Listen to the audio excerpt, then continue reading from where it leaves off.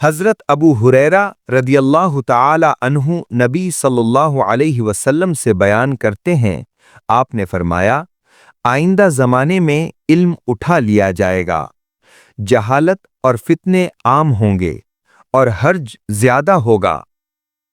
अर्ज़ किया गया, या रसूल अल्लाह, हर्ज क्या चीज़ है? आपने अपने दस्ते मुबारक से इस तरह तिरछा इशारा करके फरमाया, गोया आपकी मुराद कत्ल थी।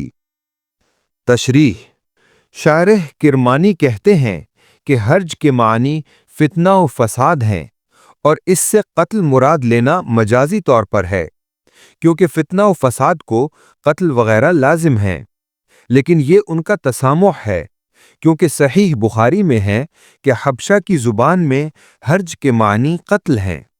रसूलुल्लाह सल्लल्लाहु अलैहि वसल्लम ने अपने हाथ को तिरछा करके इशारा फरमाया, क्योंकि तलवार जब तक तिरछी न की जाए उस वक्त तक काटती नहीं।